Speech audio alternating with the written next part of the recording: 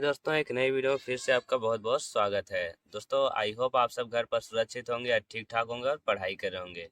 दोस्तों हम आज पढ़ेंगे वृत्त के वृत्तखंड तथा त्रिज्यखंड का क्षेत्रफल। ये दूसरा टॉपिक है चैप्टर का और चैप्टर का नाम है वृत्त का क्षेत्रफल। उसके अंतर्गत ये दूसरा टॉपिक है प्रश्नावली 12.2 की। छठवें सवाल से हम स्टार्ट करेंगे क्योंकि हम पिछली वीडियो में 5 सवाल तक हल कर चुके हैं। अगर आपने वो वीडियो नहीं देखा है तो डिस्क्रिप्शन में लिंक है, जाए जल्दी से आप वहां से देख लीजिए और बेसिक सवाल को हल कर लीजिए।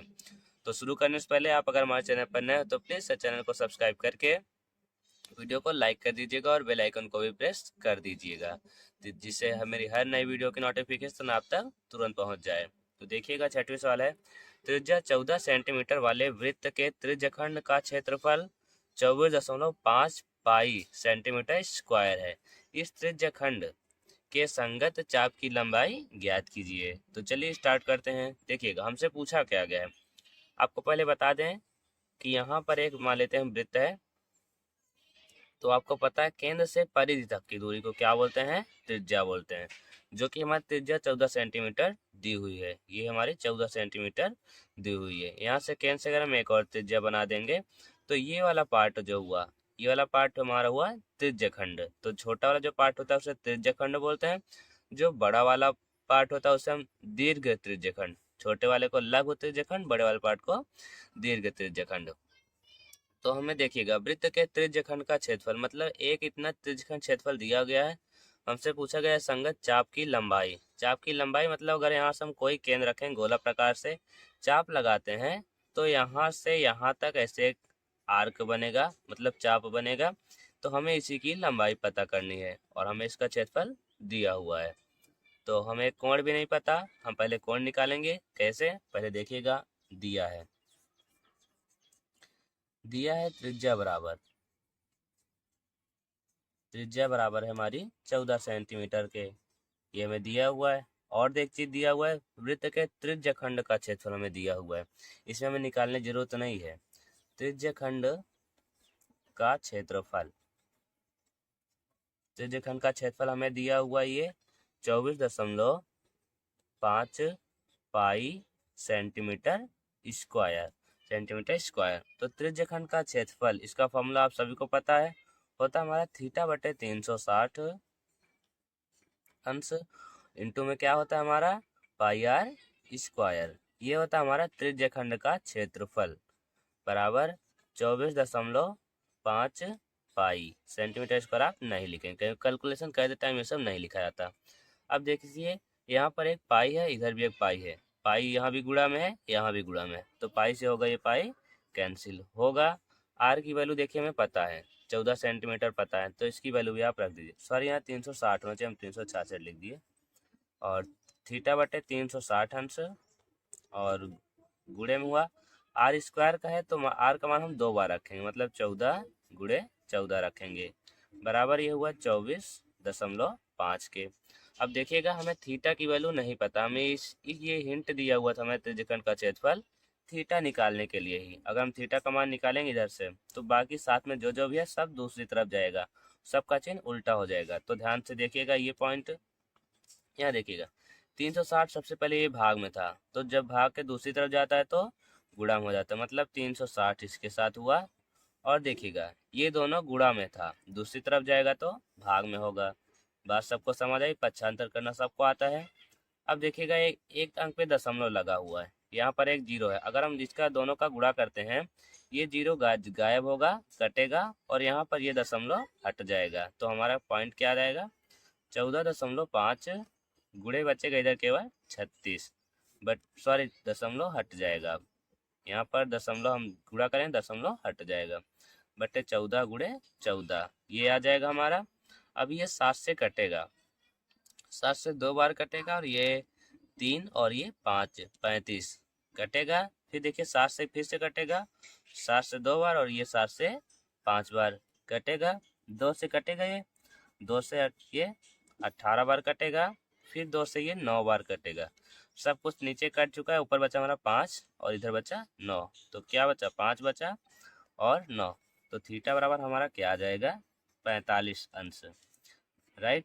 यही हमसे पूछा गया था। अभी जो पूछा गया वो निकाल, मतलब हमें हिंट दिया हुआ था थीटा निकालने के लिए। अब हमारी आधी सवाल हल हो चुकी है। अब हम लास्ट पॉइंट क्या लगा देंगे, चाप की लंबाई। इसलिए त्रिज्यखंड के चाप की लंबाई,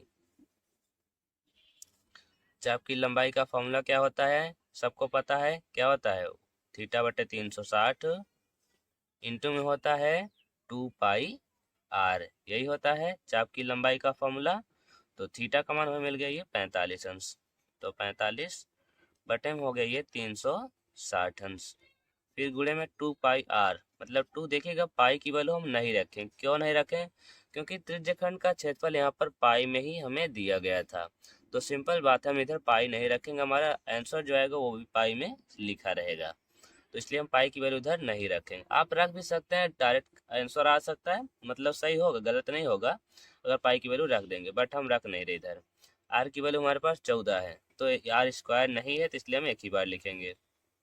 देखिएगा अब जो कटेगा, जैसे देखिएगा 2 से पहले हम इसे ही काट दे रहे हैं, ये कितना आ जाएगा 180 आ जाएगा आएगा।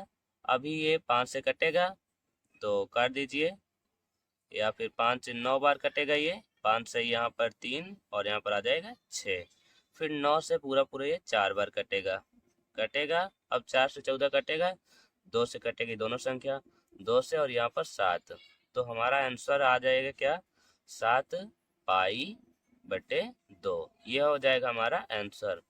बुक में आंसर गलत भी दिया हुआ है, बुक में से आप ध्यान न दिए गया, ये हमारा होगा जो आंसर करेक्ट आ रहा है। अरिहंत की बुक में जो आंसर दिया हुआ है वो रॉन्ग है आंसर उसका, ये परफेक्ट आंसर है। तो उम्मीद है आप सभी को अच्छे से समझ में आया होगा। तो समझ में आया होगा तो वीडियो को लाइक कर दीजिएगा, और कहीं भी डाउट होगा तो हमें कमेंट बॉक्स में पूछ सकते हैं आप। चलिए आगे हम अब 7वीं सवाल को अपनी हल करते हैं। दोस्तों 7वीं सवाल देखिएगा ध्यान से, बहुत ही सिंपल सवाल है। दिया सवाल, एक गाय 20 गुणे 16 मीटर, मतलब 20 की लंबाई 20 मीटर और 16 मीटर चौड़ाई, विमाओं वाले आयताकार मैदान के कोने में 14 मीटर लंबे रस्सी से बांध दी गई है। उस मैदान का क्षेत्रफल ज्ञात कीजिए जिसमें गाय घास चर सकती है। तो देखिएगा ध्यान से, एक आयताकार मैदान है, ये ऐसे यहाँ तक आयत हम मान लेते हैं, उसके दिया गया 20 मीटर इसकी लंबाई है, यहाँ से ये 20 मीटर लंबाई है और चौड़ाई है 16 मीटर। तो यहाँ से मान लेते हैं ये चौड़ाई 16 मीटर है। ये इसके सामने भुजा, ये भी 20 मीटर, ये 16 मीटर है, ये भी 16 मीटर होगी। उसके बाद बोला गया है 14 मीटर लंबी से बांध दी गई है, और बांधी कहाँ गई, मैदान के कोने में, चाहे जिस कोने में, मान लेते हैं हम यहाँ पर कोने में बांधी गई है, और रस्सी की लंबाई है 14 मीटर। तो यहाँ से ये लंबाई पूरी 16 मीटर है, लगभग इतना आ जाएगी 16 मीटर, यहाँ तक की दूरी आ जाएगी हमारी 14 मीटर। 16 मीटर पूरी थी तो 14 मीटर यहाँ तक हम मान लेते आएगी। अब क्योंकि जब रस्सी यहाँ से बंधी होगी, एक कोने से यहाँ बंधी होगी और यहाँ तक पहुँच सकती, वो एक वृत्ताकार में ही गति करेगी, मतलब कि ऐसे वृत्ताकार क्षेत्र की में ही गाय घास चर सकेगी। तो क्योंकि मैदान इतना ही है तो लगभग ये एक चतुर्थांश के बराबर ही घास चर सकती है, मतलब 14 मीटर इधर, इधर 14 मीटर, तो एक वृत्त बनेगा, उसकी त्रिज्या हो जाएगी 14 मीटर, जिसे बोलेंगे चतुर्थांश। तो देखिएगा सिंपल सा, इसमें इसमें आपको कुछ भी एक्स्ट्रा इसकी जरूरत है ही नहीं, केवल आप चतुर्थांश का क्षेत्रफल निकाल दीजिए, बस हो जाएगी सवाल। तो देखिए जो जो दिया हम क्या लिख लेंगे, दिया है मैदान की लंबाई,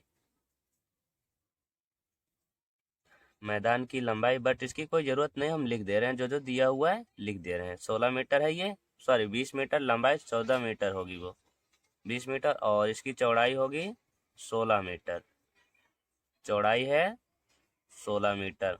अब क्योंकि हमें यहाँ पर जो गाय की है, गाय है वो एक कोने से बंधी है, तो इसकी लंबाई कितनी है 14 मीटर कोने से। तो यहाँ पर हम लिखेंगे रस्सी की लंबाई, रस्सी की लंबाई बराबर कितना है ये 14 मीटर, अर्थात त्रिज्या हो जाएगी, अर्थात वृत्त की त्रिज्या,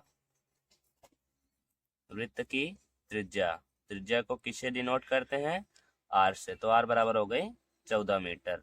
तो हम लिखेंगे वह क्षेत्रफल, या वो पूछा गया उस मैदान का क्षेत्रफल ज्ञात कीजिए जिसमें गाय घास चर सकती है। तो हम लिखेंगे उस मैदान का क्षेत्रफल, उस मैदान का क्षेत्रफल जिसमें या जहां तक जिसमें गाय घास चर सकती है ये बराबर होगा चतुर्थांश के क्षेत्रफल के, और चतुर्थांश का क्षेत्रफल होता है पाई आर स्क्वायर बाई 4। हम स्टार्टिंग में इसके बारे में बताए थे। पाई आर स्क्वायर बाई 4 ये होता है चतुर्थांश का क्षेत्रफल, क्योंकि यहाँ पर ये जो कोण बनेगा 90 अंश का बनेगा, क्योंकि वृत्त होता है जो वृत्त का अगर हम एक पार्ट काट दें, यहाँ से एक पार्ट काट देते हैं, इसे बोला जाता है चतुर्थांश। मतलब 4 कोण होते हैं, 4 बनेंगे पार्ट, जिसमें से केवल एक पार्ट का हमें क्षेत्रफल चाहिए इतने का, तो वही बात है इतने का। तो पाई की वैल्यू कितनी होती है 22/7 होती है, गुणे आर स्क्वायर है, मतलब आर की वैल्यू देखिए हमें पता है ये 14 स्क्वायर है, तो हम 2 बार लिख देंगे 14 गुणे 14, पूरे बटा है 4, तो लिख दीजिए 7 से कटेगा 2 बार में, फिर 4 से देखिएगा 2 बार, और ये 11 बार कटेगा, फिर 2 से 2 कट जाएगा ये, तो बचेगा हमारा 11 गुणे 14। इन दोनों का गुणा करेंगे तो आ जाएगा 154 मीटर स्क्वायर, जो कि होगा क्षेत्रफल।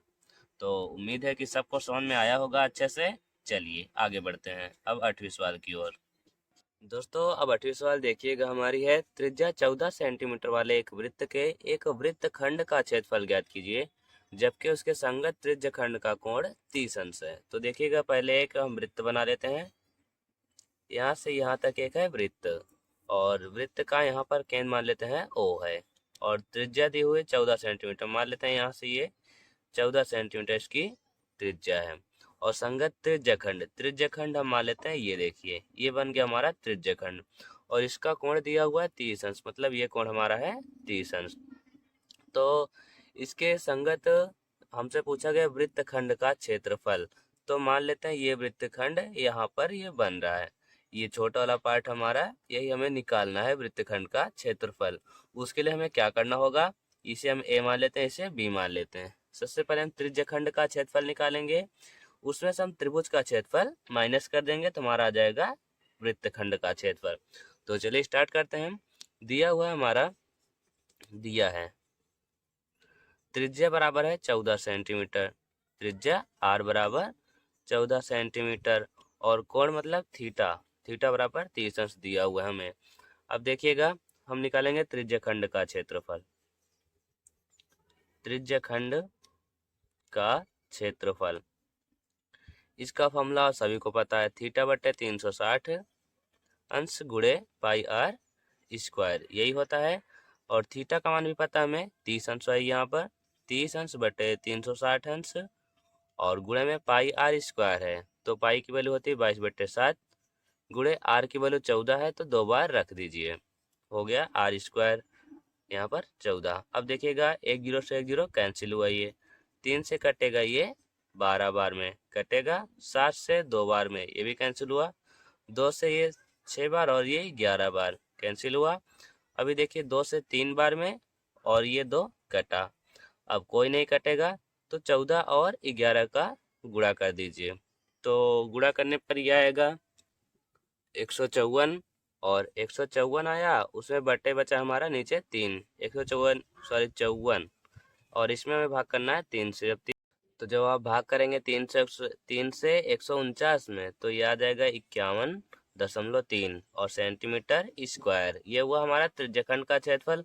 हम त्रिभुज ओ ए बी का क्षेत्रफल निकालेंगे, त्रिभुज ओ ए बी का क्षेत्रफल, इसका क्षेत्रफल का फॉर्मूला जैसे हमने स्टार्ट में बताया था पिछली वीडियो में, उस तरह से भी निकाल सकते हैं, बट वो बहुत बड़ा पड़ जाए, क्योंकि यहाँ पर 30 का हमने आधा करके बताया था, मतलब ए बी पर ओ ए से एक लंबवत रेखा खींचते हैं, तो 30 का आधा करेंगे 15, तो साइन 15, इन सब से अगर करेंगे बहुत ही हार्ड हो जाता है सवाल, तो उस तरह से हम नहीं करेंगे। हम त्रिभुज का दूसरा फॉर्मूला लगाएंगे, जो कि होता है R square sine theta by 2। अब सब की वैल्यू हमें पता ही है, आर की वैल्यू पता है ये 14 सेंटीमीटर, तो 14 गुणे 14 2 बार लिख दे रहे हैं, फिर गुणे में साइन थीटा, तो साइन थीटा की वैल्यू हमें पता है 30 अंश है, तो साइन 30 अंश रख दीजिए इधर, फिर पूरे बटा हुआ 2। अब साइन 30 अंश की वैल्यू रख दीजिए 14 गुणे 14, फिर यहाँ पर गुणे 37 की वैल्यू हुई 1/2, फिर पूरे 1/2। अब 2 से कटेगा ये 7 बार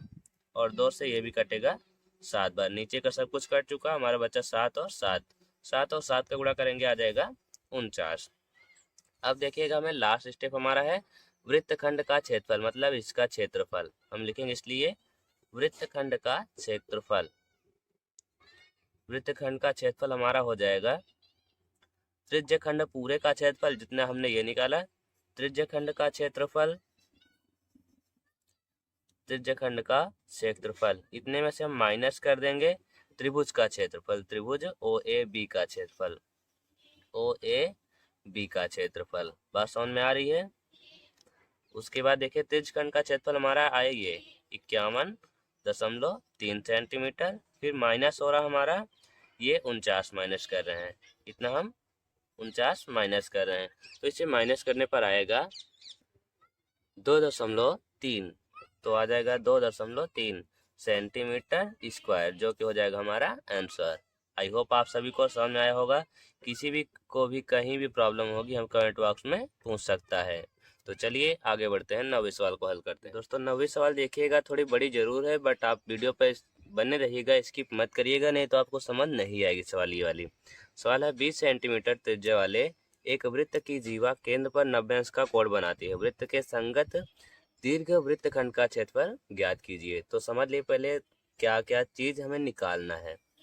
तो पहले हम एक वृत्त बना लेते हैं, इसकी यहाँ पर केंद्र हम मान लेते हैं कि यहाँ पर एक इसकी त्रिज्या है, त्रिज्या दी गई है हमारी 20 सेंटीमीटर, और यहाँ पर एक ये दोनों ही त्रिज्या है, दोनों की लंबाई है 20 सेंटीमीटर। तो ये हुआ हमें एक त्रिज्यखंड, त्रिज्यखंड हुआ।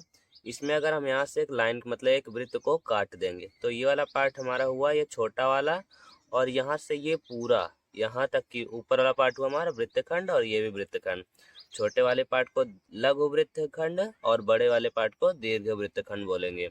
हमसे पूछा गया दीर्घ वृत्तखंड, हम कैसे निकालेंगे पहले आपको माइंड में सेट करना होगा। देखिए ओ मान लेते हैं, इससे ए मान लेते हैं, इससे बी मान लेते हैं। सबसे पहले हम त्रिज्यखंड का क्षेत्रफल निकालेंगे, उसके बाद हमें बोला गया है दीर्घ वृत्तखंड का क्षेत्रफल निकालना है। अगर हम इतने में से अगर उतना माइनस करें, वो पार्ट वाला बड़ा दीर्घ त्रिज्यखंड बोला जाएगा, वृत्तखंड नहीं बोला जाएगा। उसके लिए पहले हमें त्रिज्यखंड का क्षेत्रफल निकालना होगा, फिर त्रिभुज का क्षेत्रफल निकालना होगा, फिर त्रिज्यखंड में से त्रिभुज का क्षेत्रफल माइनस कर दें, हमारा आएगा लघु वृत्तखंड। फिर वृत्त के क्षेत्रफल में से लघु वृत्तखंड माइनस करेंगे तो आएगा दीर्घ वृत्तखंड। तो स्टेप बड़ा है, तो चलिए स्टार्ट करते हैं। दिया है हमारा त्रिज्या बराबर, त्रिज्या बराबर हमारे पास है ये 20 सेंटीमीटर। तो और कोण दिया हुआ है, मतलब थीटा बराबर है 90 अंश, मतलब ये वाला कोण हमारा 90 अंश का है। तो चलिए स्टार्ट करते, सबसे पहले हम निकालेंगे त्रिज्यखंड का क्षेत्रफल। त्रिज्यखंड का क्षेत्रफल, इसका फॉर्मूला होता है थीटा बटे 360 अंश गुणे में होता है पाई आर स्क्वायर, यही होता है। थीटा की वैल्यू आप रख दीजिए 90 अंश बटे 360 अंश गुणे पाई की वैल्यू 22/7 होती है, गुणे आर की वैल्यू है 20, तो स्क्वायर है तो 2 बार लिख उठेगा। फिर 0 से 0 कटा, 9 से 36 कटेगा 4 बार में कटेगा। अब 4 से 20 कटेगा 5 बार में, इन सब का आपको गुणा करना है और कोई कटेगा नहीं। 20 का गुणा 5 में बार करेंगे 100, 100 का गुणा 22 में कर देंगे तो आ जाएगा 2200, राइट। 2200 में हमें 7 से भाग करना हो तो जल्दी से भाग कीजिए, तो ये लगभग आ जाएगा हमारा 314.28 सेंटीमीटर स्क्वायर। ये पार्ट हमारा है त्रिज्यखंड का क्षेत्रफल। अब हम बारी है हमारी त्रिभुज ओ ए बी का क्षेत्रफल, तो हम ओ ए बी का क्षेत्रफल निकालें, त्रिभुज ओ ए बी का क्षेत्रफल। तो वही पार्ट पहले हम इधर एक बार फिर से बना रहे हैं, ओ ए बी जो फिगर इधर है वही फिगर हम अकेले इधर एक बार फिर से बना रहे हैं। तो देखिएगा ये वाला पार्ट था ओ ए और ये है बी, और हमें त्रिज्या दी हुई ये है 20 सेंटीमीटर और दूसरा ये भी है 20 सेंटीमीटर। अब हमें पता करना है त्रिभुज का क्षेत्रफल होता है 1/2 गुणे आधार गुणे ऊंचाई, ये होता है फॉर्मूला। आधार हमारी ये भी पूरा है, ऊंचाई यहाँ से हम एक रेखा मान लेते हैं लंबवत, यहाँ पर पी ओपी की लंबाई चाहिए हमें, मतलब ऊंचाई चाहिए, आधार ए भी पूरा चाहिए। तो इसके लिए हमें ये पूरा कोण 90 अंश का है, पूरा 90 अंश है तो हम आधा आधा कर लेंगे, ये इतना कोण हो जाएगा 45 अंश होगा। ये इतना 45, ये इतना 45, आधा आधा कर देंगे हम। इसके बाद अगर हम पी की वैल्यू निकालेंगे, पी की वैल्यू निकाल लेंगे तो इसका डबल कर देंगे, ए बी पूरा आ जाएगा। चलिए एक एक स्टेप देखते हैं। अगर हम त्रिभुज ओ पी बी से, त्रिभुज ओ पी बी से हम निकालें, ओ पी बी इतना आधे का, अभी आधे से मतलब नहीं रख रहे हम। तो कोण यहाँ पर बना 45 अंश का, उसके समभुजा लंब होते हैं। लंब और कर्ण ये है, लंब और कर्ण किस में आता है, साइन में आता है। तो हम लिखेंगे साइन थीटा बराबर होता है लंब बट्टे कर्ण। और थीटा की वैल्यू हमें पता है, ये वाला है 45 अंश। हम बड़ा वाला नहीं ले रहे क्योंकि हम छोटा त्रिभुज ले रहे हैं, तो वहाँ पर 45 अंश यूज होगा। तो साइन 45 अंश और बराबर लंब, लंब मतलब उसके सामने कोण के सामभुजा नाम है पीबी। पीबी की वैल्यू हमें निकालनी है तो हम पीबी ही लिख दे रहे हैं। बट्टे कर्ण, कर्ण की वैल्यू ये वाली है 20 सेंटीमीटर, जो कि थी त्रिज्या। तो 20 आ गया। साइन 45 अंश का मान क्या होता है, 1/√2 होता है। और पीबी इसकी वैल्यू निकालनी है, अपान में आ गया 20, मतलब 20 आ गया। अब देखिएगा पीबी की वैल्यू चाहिए, मतलब ये भाग में है, दूसरी तरफ जाएगा तो गुणा में हो जाएगा। तो पीबी बराबर हमारा आया 20/√2। बात समझ में आ रही है। 20 यहाँ भाग में था, दूसरी तरफ गए तो गुणा में हो गया, मतलब ऊपर हो गया। ये पीबी की मतलब आधी वैल्यू मिली। तो ए बी बराबर क्या आ जाएगा, ये रेखा होगी 2 गुणे पीबी, मतलब 2 है पार्ट है उसी का, 2 गुणे पीबी, मतलब पीबी जितनी अकेली है ए बी उसी का 2 गुना, इसलिए हम 2 से गुणा कर रहे हैं उसमें। 2 गुणे पीबी की वैल्यू हमें मिली ये 20/√2। अभी देखिए √2 से 2 कटेगा, क्यों कटेगा, देखिएगा 2 को हम क्या लिख सकते हैं, 2 को लिख सकते हैं हम √2 इंटू में √2 लिख सकते हैं कि नहीं, क्योंकि स्क्वायर अगर अंडर रूट का गुणा सेम संख्या का होता है तो अंडर रूट हट जाता है, तो केवल 2 अकेले आ जाता है। तो यहाँ अगर हम अंडर√2 से एक अंडर√2 काट देंगे, 2 काटेंगे तो केवल अंडर√2 बचेगा। बात समझ में आई कैसे। यहाँ पर 2 था, हमने अंडर रूट काटा तो इधर अंडर रूट बचेगा अकेले, तो आ जाएगा 20 का गुणा अंडर रूट में करेंगे 20√2। ये वैल्यू हमें मिली ए बी, मतलब कि आधार हमें पूरी मिल गई। अब हमें वैल्यू चाहिए ओ पी, मतलब ऊंचाई चाहिए। तो ऊंचाई ज्ञात करने के हमें ये रेखा चाहिए। तो देखिए कोण के सामभुजा होती है लंब, और ये कर्ण, ये आधार। तो आधार का मान चाहिए, कर्ण हमें पता है, आधार और कर्ण किस में आता है, कॉस थीटा में आता है। तो कॉस थीटा बराबर हो जाएगा आधार बटे कर्ण, आधार बटे कर्ण। जहाँ पर आधार का नाम क्या है, ओपी है, यहाँ लिख दे रहे हैं ओपी है, और बटे कर्ण का नाम है ओबी, ओबी। और कॉस थीटा की वैल्यू कितनी है, 45 अंश होगी, बराबर ओपी, ओपी की वैल्यू हमें निकालनी है, बटे ओबी, ओबी की वैल्यू देखिए हमें पता है 20 सेंटीमीटर है। अब इधर आगे करें, देखिएगा यहाँ पर कॉस 45 अंश की वैल्यू होती है 1/√2, बराबर ओपी की वैल्यू हमें निकालनी है, ओपी बराबर, और ये 20 था, 20 ऐसे रहने दीजिए। ओपी की वैल्यू जब निकालेंगे 20 यहाँ भाग में है, दूसरी तरफ जाएगा तो गुणा में हो जाएगा, मतलब ओपी बराबर आ जाएगा 20/√2। ये हो गया। अब हमें देखिए आधार भी मिल चुका है और ऊंचाई भी मिल चुका है। हम लिखेंगे इसलिए त्रिभुज का क्षेत्रफल,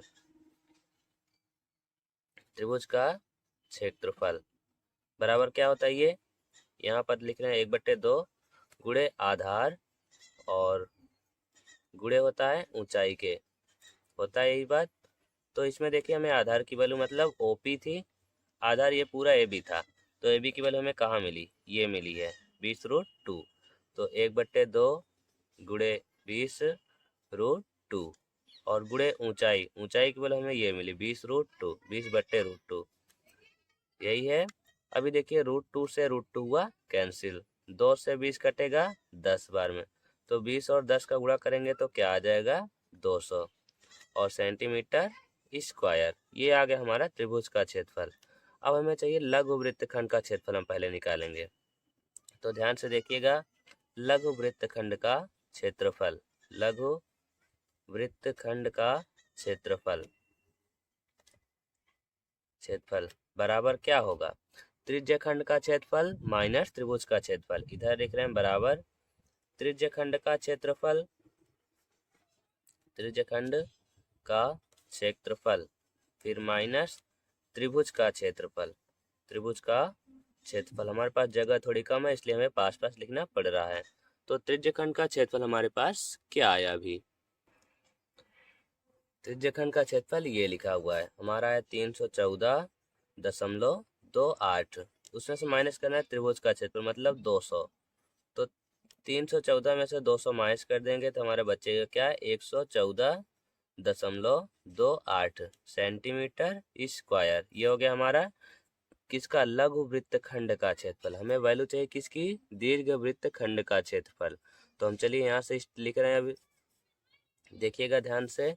इसलिए दीर्घ वृत्तखंड का क्षेत्रफल, दीर्घ वृत्तखंड का क्षेत्रफल। दोस्तों ये सवाल अगर एग्जाम में आएगी बड़े नंबर में आएगी, जैसे 6 नंबर या 8 नंबर की आ सकती है। इसलिए आप सवाल जितनी अच्छी से प्रैक्टिस करे रहेंगे आपके लिए बेहतर रहेगा। दीर्घ वृत्तखंड का क्षेत्रफल क्या होगा ये ध्यान से देखिएगा। पूरे वृत्त का क्षेत्रफल मतलब पाई आर स्क्वायर, वृत्त का क्षेत्रफल ये होता है, माइनस लघु वृत्तखंड का क्षेत्रफल, लघु वृत्तखंड का क्षेत्रफल जो कि हम निकाल चुके हैं। पाई आर स्क्वायर, पाई की वैल्यू हमें पता है, पाई की वैल्यू 22/7 होती है। आर की वैल्यू हमारे पास ये है 20। तो 22/7 गुणे आर स्क्वायर है मतलब 20 का स्क्वायर, हम डायरेक्ट लिख दे रहे हैं 400। फिर माइनस इतना करना हमें लघु वृत्तखंड का क्षेत्रफल जो कि आई है 114.28। अब देखिए 22 आप यहाँ 22/7 रखिए या 3.14 भी लिख सकते हैं। आपको इतना सॉल्व करना है। तो इतना जब सॉल्व करेंगे 22 का गुणा 4 में करेंगे ये आ जाएगा 8800 और बट्टे में आ जाएगा 7। फिर माइनस करना है 114.28। फिर 7 से आप भाग करेंगे इसमें तो आ जाएगा 1257.14। ये आएगा, माइनस करना है 114.28। इतने में से आप इतना माइनस करेंगे तो आ जाएगा 1132.86 और सेंटीमीटर स्क्वायर जो कि होगा हमारा आंसर।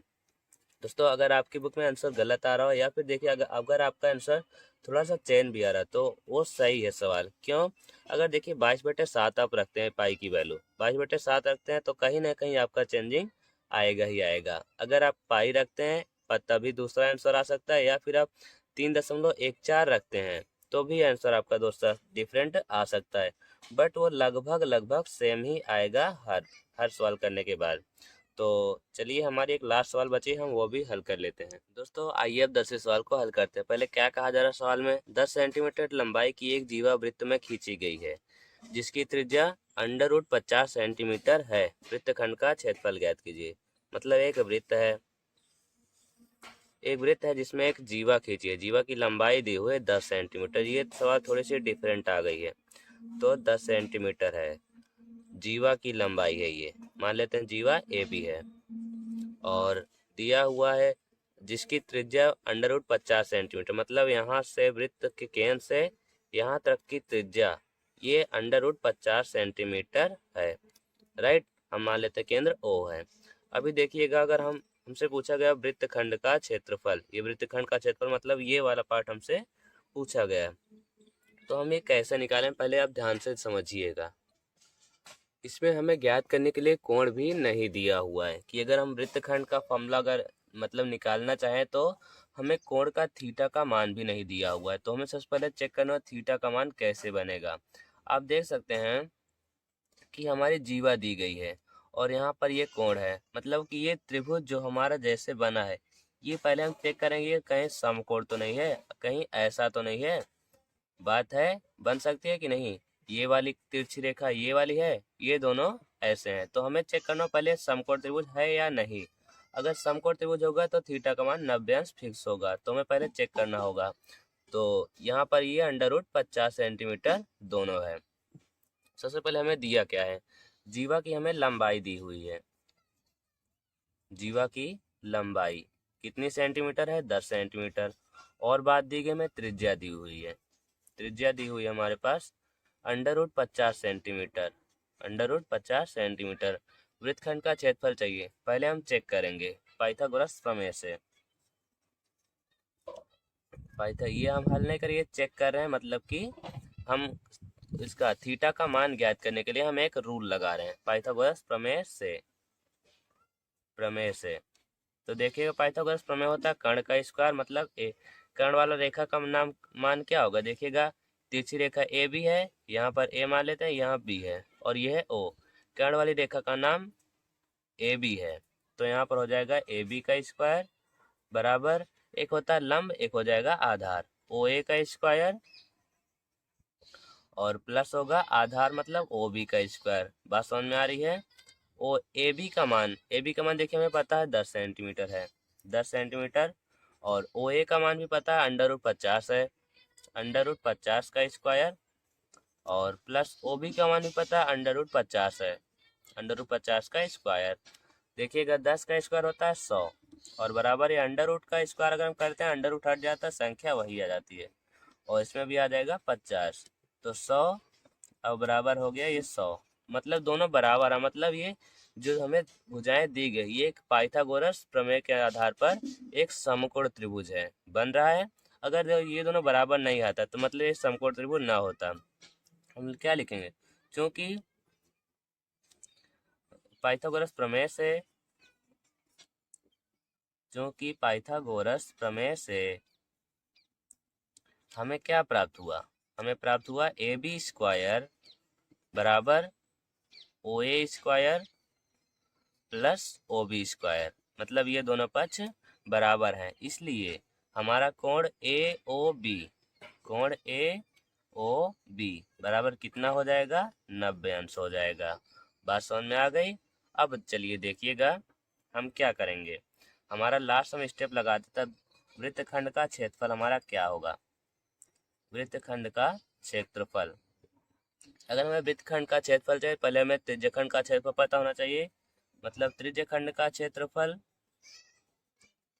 त्रिज्यखंड का क्षेत्रफल इतने में से हमें माइनस करना होगा कौन सा पार्ट, त्रिभुज ओ ए बी का क्षेत्रफल, त्रिभुज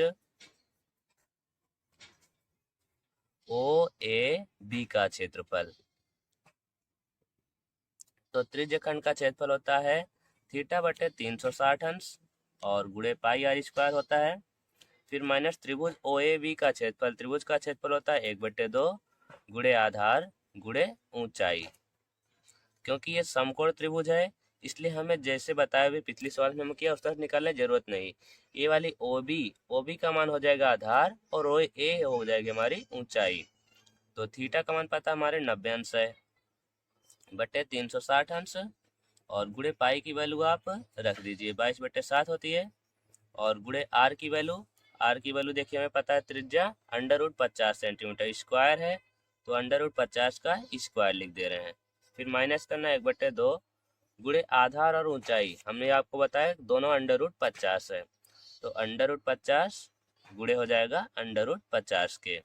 अब देखिएगा 0 से 0 कटेगा, 9 से 36 कटेगा, 4 बार कटेगा, तो बचा क्या, 4 से 2 बार ये और ये 11 बार। समझ में आई बात। अब देखिएगा हमारी संख्या बची, ऊपर बचा हमारे 11 और गुणे अंडर रूट 50 का स्क्वायर कर देंगे 50 ही आएगा, बटे 2 का गुणा साथ में कर देंगे तो ये 14 आ जाएगा, आएगा। अब देखिएगा माइनस यहाँ पर ये 1/2 और ये इसका अंडर रूट 50 का गुणा कर देंगे 50 ही आ जाएगा, माइनस 1/2 और गुणे हो जाएगा ये 50 के। बात समझ में आ गई।